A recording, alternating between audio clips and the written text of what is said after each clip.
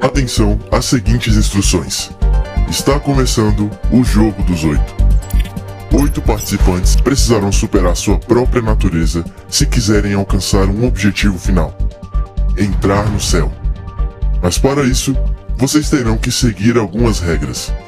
Primeira regra: abrir mão de sua natureza pecaminosa. Ou seja, os dias que vocês eram conhecidos como pecados estão contados. Segunda regra: não apertar o botão ao centro. Esse botão é destinado àqueles que quiserem desistir do objetivo final. Terceira regra: não comer nenhuma das comidas dispostas sobre a mesa. Vocês precisam mostrar domínio sobre si. Aquele que não infringir nenhuma das regras poderá, ao final, se encontrar com o Criador de todas as coisas e entrar no céu. Bom jogo a todos. Enfim, a sós. Ou será que não tem uma sós assim? Você é imoralidade, não é? Eu sou a inveja e sou sua fã. Antes eu costumava ter inveja da sua beleza, mas agora eu sou uma nova pessoa. Oi, querida, sou eu mesma. Bela, porém comportada daqui pra frente. Agora eu sou uma nova pessoa.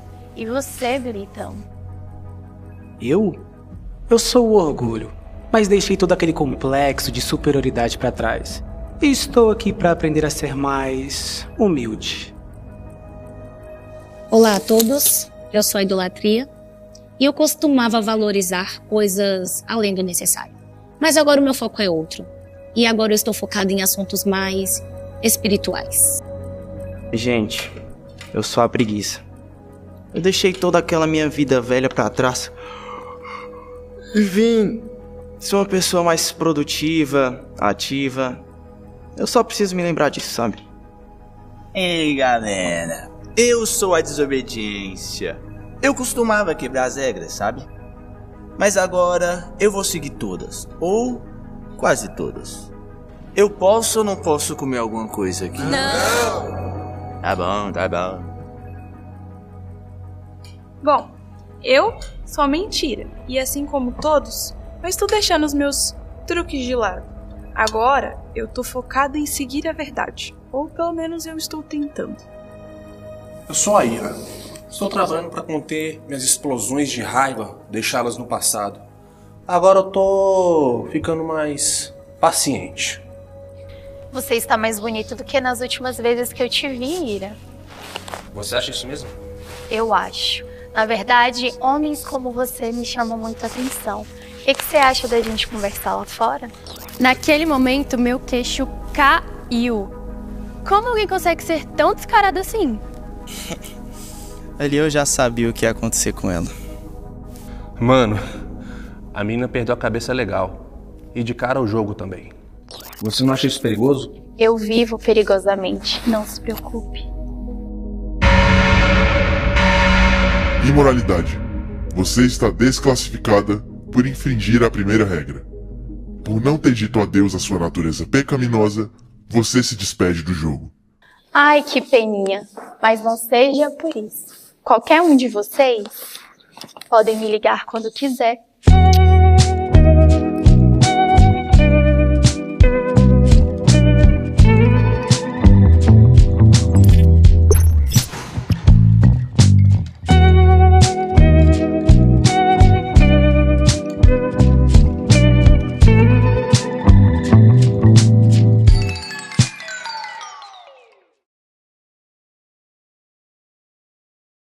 Amém? Então hoje nós vamos falar sobre a imoralidade. Eu gostaria que você abrisse comigo a sua Bíblia em 1 Coríntios capítulo 6, versículo 11.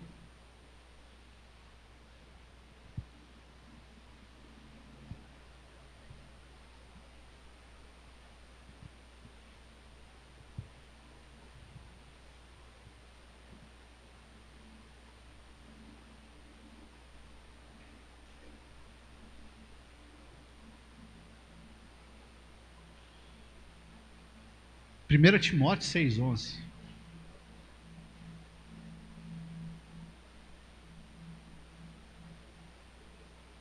Aí, ó.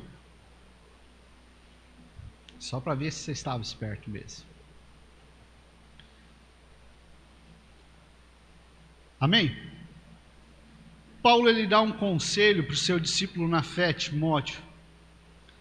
E o que ele diz para Timóteo é: mas você, homem de Deus, fuja de tudo isso. Siga a justiça, a piedade, a fé, o amor, a perseverança, a mansidão.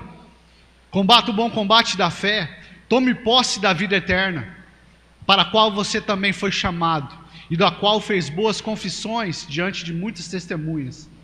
Diante de Deus, que preserva a vida de todas as coisas,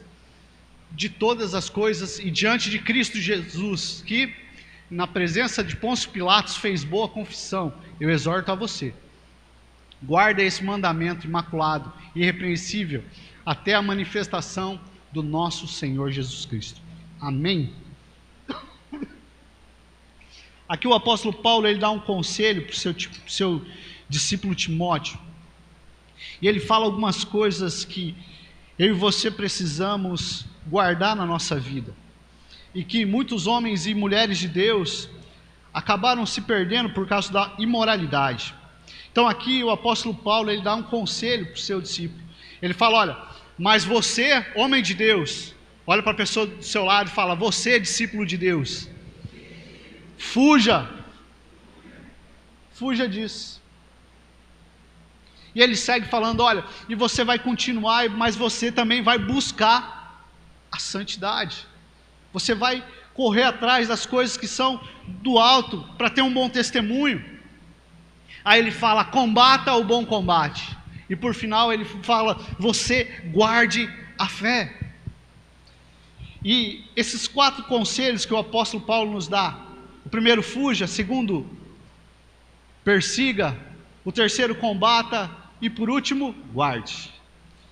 Vamos ver como que a imoralidade ela pode destruir um servo de Deus. Abre comigo em 2 Samuel, capítulo 11. 2 Samuel, capítulo 11.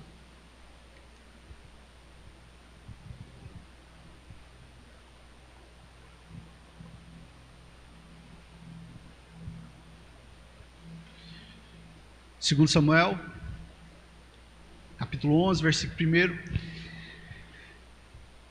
Vamos ler até o versículo de número 5. Decorrido um ano do tempo em que os reis costumavam sair à guerra, Davi enviou Joabe e seus oficiais de todo Israel. E eles destruíram os filhos de Amon e sitiaram a cidade de Rabá. Mas Davi ficou em Jerusalém. Uma tarde Davi se levantou-se do seu leito e andava passeando no terraço do palácio real. Dali viu uma mulher que estava tomando banho. Ela era muito bonita. Davi mandou perguntar quem era. Disse-lhe: é Batseba, filha de Eliã, mulher de Urias, o heteu. Então Davi mandou um mensageiro que a trouxesse. E ele veio e ele se deitou com ela. Ora, Batseba tinha acabado de se purificar da impureza da menstruação. Depois ela voltou para casa. O que aqui Davi ele faz? Em um momento que ele deveria estar de guerra, e o primeiro ponto é a tentação e a queda, ele deveria estar na batalha, ele deveria estar na guerra, que era o lugar dos reis, era para não ter homem nenhum na cidade ali, e Davi está na batalha. E o que ele estava fazendo? Ele estava descansando, ele estava em um momento ali de repouso, como se não houvesse guerra. Olha para o seu irmão e fala: você sempre está em guerra. Por isso nós precisamos manter a nossa guarda erguida com algumas situações, porque sempre nós estamos em guerra contra o pecado, contra algumas situações que tentam nos roubar da presença de Deus. E o que Davi fez? Davi viu. Até interessante que na hora dos dízimos e das ofertas, a Isadora usou um exemplo sobre José, né? Gênesis capítulo 39. E aqui existe até um paralelo, né? Vamos fazer um paralelo entre José e Davi. José, no capítulo 39, a mulher de Potifar, ela tenta se deitar com José. Então ela vai e tenta diversas vezes, e uma vez ela até segura ele, e ele pega e fala com força agora. Isso. Foge. Enquanto José se afastava da perigosa mulher de Potifar, o que Davi fazia? Ele se aproximava da seduzente Batseba. Ele estava próximo, quando na verdade ele deveria estar longe. Enquanto um está fugindo, o outro está se aproximando. E sabe o que acontece? Tem muita gente que se aproxima do pecado. Tem muita gente que deveria fugir. Ah não, Leco, a gente não gosta desse negócio de fugir. Quem vai fugir é o diabo. Pois é, mas existem vezes batalhas que você vai ter que fugir. Você vai ter que sair, porque fugir também é uma estratégia de Deus para você sair fora. Não, eu gosto de enfrentar tudo. Toma cuidado. Tem coisas que você não vai vencer, e tem coisas que nem é para você vencer. Você quer que eu te dê um exemplo? Quando Deus tirou todo o povo do Egito, Ele fez com que eles enfrentassem o exército de Faraó? Eles vazaram fora. Seguiram, o mar abriu e eles seguiram. Deus poderia destruir o exército na frente deles se eles enfrentassem? Poderia, mas Deus não fez isso. Fez com que eles saíssem. Enquanto eles saíam, Deus ele lutava. E sabe, em alguns momentos da nossa vida, nós vamos precisar correr daquilo que está tentando nos fazer pecar. E a imoralidade, ela é assim, ela tenta enrolar a pessoa. Então, enquanto José estava correndo, a minha pergunta para você é: José estava correndo para onde? Olha para o seu irmão e fala: e aí, para onde ele estava correndo? Anota isso. Quem corre do pecado, corre para o propósito. Quem corre do pecado, corre para o propósito, corre para a promessa, corre para viver os sonhos de Deus. Mas quem corre, quem fica e se aproxima do pecado, está na contramão de Deus. Toda vez que você caminha para o pecado, você está na contramão de Deus. Deus não está com você. Você se afasta de Deus. E existem muitas pessoas que estão assim, elas estão na contramão de Deus. Elas falam: não, mas eu não sinto mais Deus. Olha para o seu lado e fala: por que será? E não sabedoria é eu saber o que eu devo fugir e o que eu devo manter perto. Para vencer a imoralidade, eu preciso fugir várias vezes. E você vai precisar fugir. Porque tem muitas pessoas que fogem daquilo que também deveriam correr para aquilo, mas tem gente que foge. Você quer ver só um exemplo de uma pessoa que estava fugindo de maneira errada? Um dia, depois que o homem e a mulher pecam, comem da árvore que não deveriam comer, Adão escuta os passos do Senhor e ele se escondeu de Deus, fugiu de Deus. Exatamente por causa disso. Quem peca vive fugindo de Deus. Mas quem escolhe fugir do pecado está correndo para o propósito. Está correndo para viver os sonhos de Deus. Está correndo para viver aquilo que o Senhor tem para a sua vida. Por isso, o que acontece? E às vezes nós falamos: não, mas é que eu sou fraco, né? Até o bispo Marcos hoje deu um versículo muito poderoso, que é 1 Coríntios capítulo 10, versículo 13. 1 Coríntios capítulo 10, versículo 13, que diz: não sobreveio a vocês nenhuma tentação que não fosse humana, mas Deus é fiel e não permitirá que vocês sejam tentados além do que podem suportar. Então essa historinha de que foi mais forte do que eu, olha para o seu irmão e fala: isso aí é mentira. Porque contraria a Bíblia. A palavra diz que Deus não permite que eu e você somos tentados além do que podemos suportar. O que aconteceu com José? Deus permitiu que a porta ficasse aberta para ele fugir. Mas também coisa difícil é Deus abrir uma porta para você fugir quando na verdade você quer ficar, né? Várias vezes eu tive discípulos que tentaram dar essa justificativa para mim, dizendo o seguinte: não, Leco, sabe como é que é? A carne era fraca. Tá bom, então me conta aí o relato de como você caiu. A moça te pegou à força. Não. Não te pegou à força. Então não te pegou à força. Você estava de dia lá na casa dela? Não, era às 3 da manhã. Só nós dois, no quarto, fechado, nos amassos. Desculpa. dizer que a carne é fraca, que não teve como aguentar, você já deveria estar em casa dormindo há muito tempo, você que é solteiro. Por isso nós precisamos tomar cuidado. Porque esse homem, segundo o coração de Deus, Davi, ele tem uma queda tão fora da curva, que quase destruiu toda a sua família. Porque o pecado, ele traz consigo consequências. O pecado, ele traz consigo consequências, sabia disso? E é o segundo ponto, né? O pecado, ele traz consequências. E qual é a consequência do pecado? A primeira de tudo é fazer com que você perca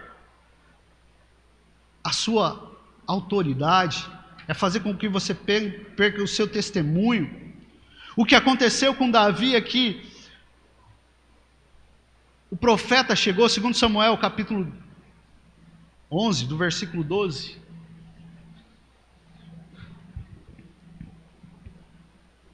Não, e o que foi acontecendo mais foi pior.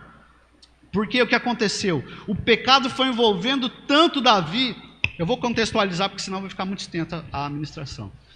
O que aconteceu? Davi, daqui a pouco a mulher engravidou. E o que Davi fez?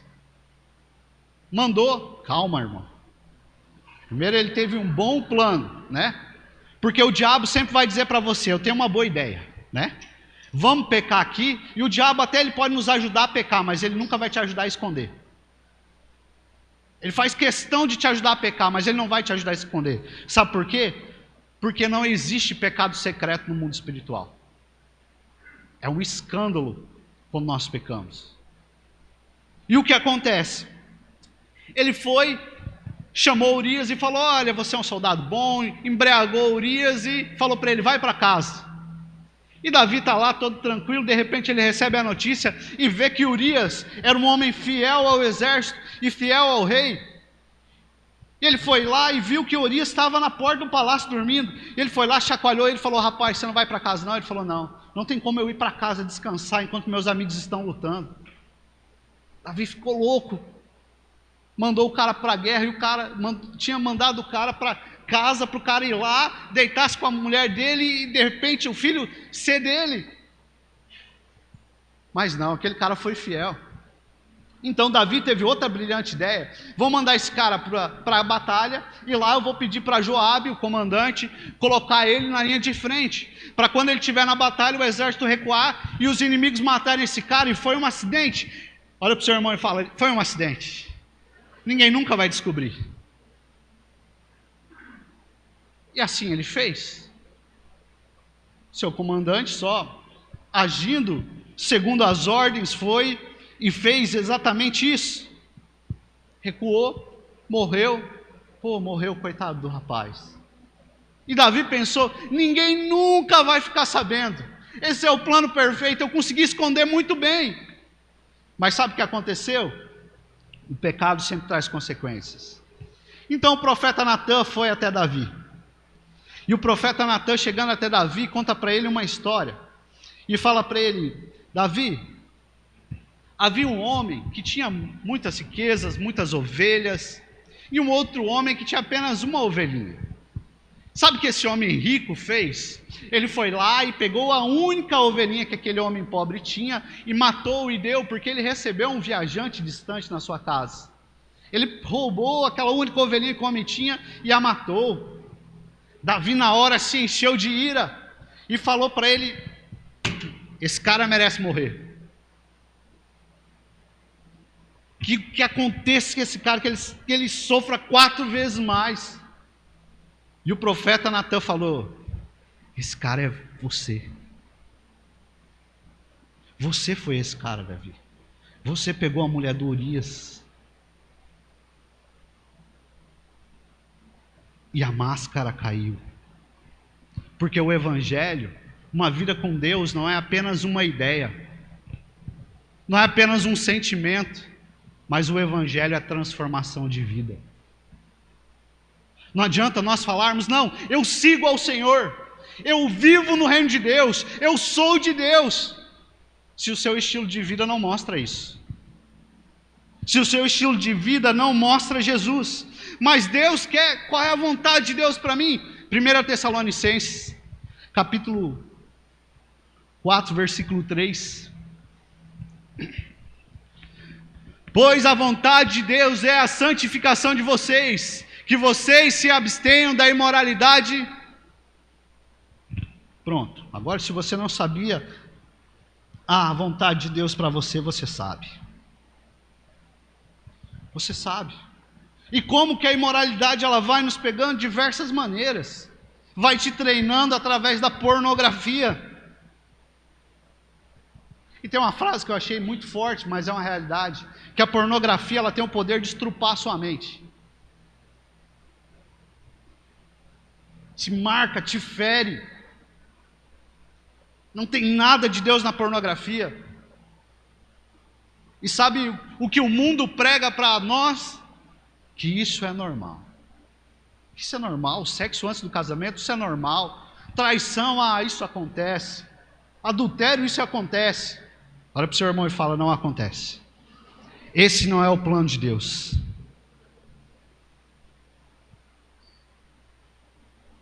Santidade, o que é santidade?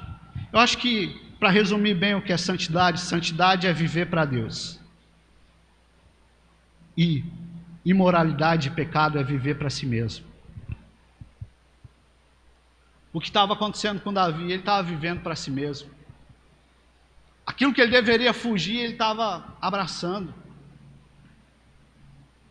Em vez dele seguir aquilo que seria bom para a vida dele, se ele tivesse chamado o profeta Natan, assumido o seu erro, falado, olha, eu errei, fiz isso, fiz aquilo.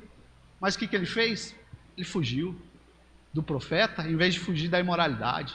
E tem muito discípulo que ele fala, esfriei na fé, não sinto mais Deus, não vejo mais Deus. E no fundo, existem pecados que ele está escondendo. Não quer ser curado. E sabe, o Evangelho sim, ele vai confrontar quem nós somos. Vai nos fazer acordar para esses assuntos. E a imoralidade tem roubado muitas pessoas de viver os planos e os sonhos de Deus.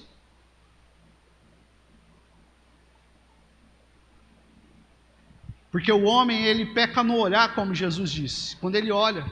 Jesus disse, antigamente você ouviu falar que para o cara ali estar pecando, se ele for pego no ato, ali tiver duas testemunhas, aí sim é pecado. Aí Jesus pegou e falou, não é assim. Se o homem olhar com a intenção impura, ele já pecou no seu coração.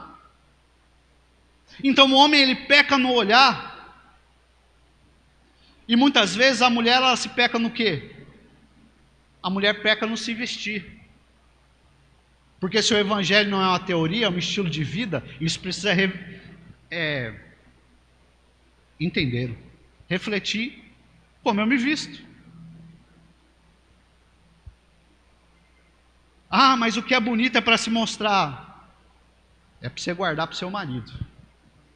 Porque muitas vezes a carência faz com que a pessoa busque olhares, busque atenção da forma errada. O homem tem que olhar para você com admiração. Pelo seu caráter. Por quem você realmente é. Amém? Amém, mulheres? Por isso nós precisamos entender que a imoralidade ela não pode ter espaço na nossa vida de jeito nenhum. E como que eu vou fazer isso? Seguindo a vontade de Deus, seguindo a palavra de Deus, buscando a presença de Deus. Isso você deve seguir, isso você deve buscar. A Bíblia nos fala, seguir a paz com todos, e a santificação, sem a qual ninguém verá a Deus. Eu não lembro esse versículo, mas está em Hebreus. Hebreus, o bispo Marcos citou hoje também. Buscai a paz com todos, e a santificação, sem a qual ninguém verá a Deus. Esse ninguém invade dois grupos. Ninguém é que se eu não busco ter uma vida de santidade, eu não vou ver a Deus. E muitas pessoas não conseguem enxergar a Deus, exatamente por isso, porque não tem uma vida de santidade. E esse segundo grupo, que é ninguém verá a Deus, é que se eu não tenho uma vida de santidade, as pessoas não verão a Deus em mim. As pessoas não verão Deus no meu testemunho. Por isso eu preciso fugir de algumas coisas. Eu preciso perseguir outras coisas. Eu preciso buscar outras coisas. Mas eu também preciso combater o bom combate. O que aconteceu com Davi? Davi começou a lutar batalhas erradas. Qual foi a batalha que ele foi lutar? A batalha contra Urias. Porque toda vez que eu não quero mudar algo dentro de mim, eu crio um inimigo externo para não mexer no inimigo interno. Ele está lutando contra alguém fora, quando na verdade o inimigo estava do lado de dentro. Ele não conseguia controlar os seus desejos. É igual Saul. Saul, ele governou Israel por 40 anos. A maior parte do governo de Saul foi para tentar lutar contra Davi. Sendo que o verdadeiro inimigo de Saul era apenas a inveja.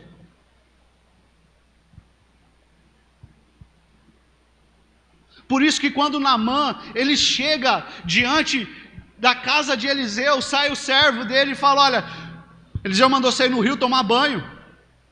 E ali Naamã tem que tirar sua armadura, e ele não quer tirar sua armadura, porque ele acha que o inimigo é externo. Mas na verdade o inimigo era interno. Depois que ele tirou sua armadura, que ele encontrou a cura. E sabe o que acontece? Muitas vezes nós sempre temos um inimigo externo, alguém para culpar, quando na verdade o inimigo está aqui dentro. São os meus olhos que não estão enxergando o verdadeiro inimigo. E quando Natan chega na presença de Davi, a máscara cai. Fala para ele, cara, o seu inimigo é você. O seu maior inimigo é você. Porque muitas vezes, o que está impedindo o nosso crescimento, não é o diabo, mas sim as nossas vontades, que não estão alinhadas com a vontade de Deus. A maior parte das vezes que eu não cresço, não é porque o diabo está se opondo ao meu crescimento, mas porque as minhas vontades são opostas à vontade de Deus. Por isso eu preciso alinhar as minhas vontades com a vontade de Deus. Lutar a batalha certa.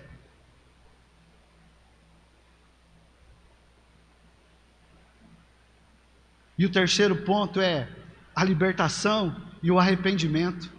Davi escreve o Salmo 51, dizendo, compadeça de mim, ó Deus, segundo a tua... 51, isso aí mesmo. Benignidade, segundo a multidão das tuas misericórdias, apaga as minhas transgressões, lava-me completamente da minha iniquidade, purifica-me do meu pecado, pois eu conheço as minhas transgressões e o meu pecado está sempre diante de mim. Pequei contra ti somente, e fiz o que é mal aos teus olhos, de maneira que serás tido por justo no teu falar e puro no teu julgar. Eu nasci na iniquidade e em pecado me concebeu a minha mãe.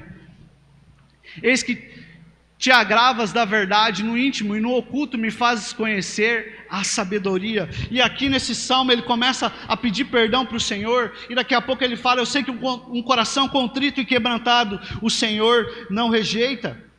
E aqui Davi está se derramando em arrependimento por aquilo que ele fez de errado.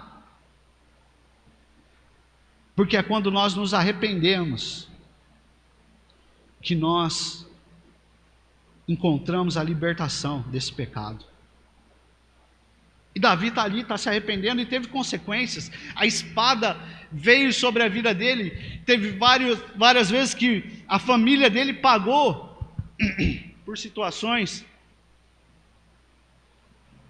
horríveis. Batseba engravidou. E o que aconteceu? Ela perdeu a criança.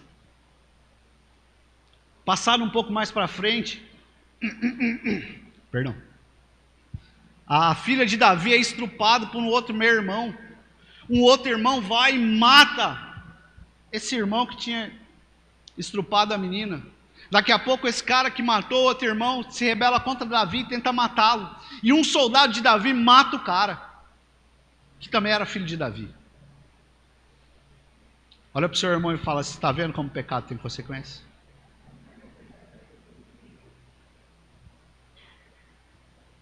O pecado tem consequência.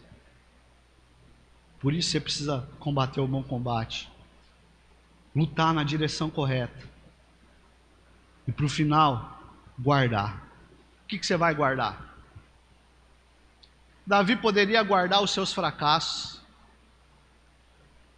Davi poderia guardar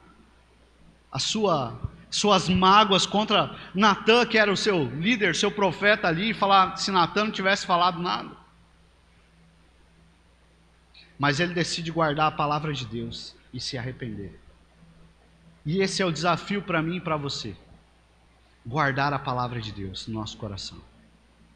Porque somente a palavra de Deus tem o poder de purificar o homem. Somente a palavra de Deus pode limpar o nosso coração. Somente a palavra de Deus pode limpar os nossos olhos. Somente a palavra de Deus pode limpar os nossos lábios. Porque a Bíblia nos fala que a palavra de Deus, ela é lâmpada para os nossos pés e luz para o nosso caminho.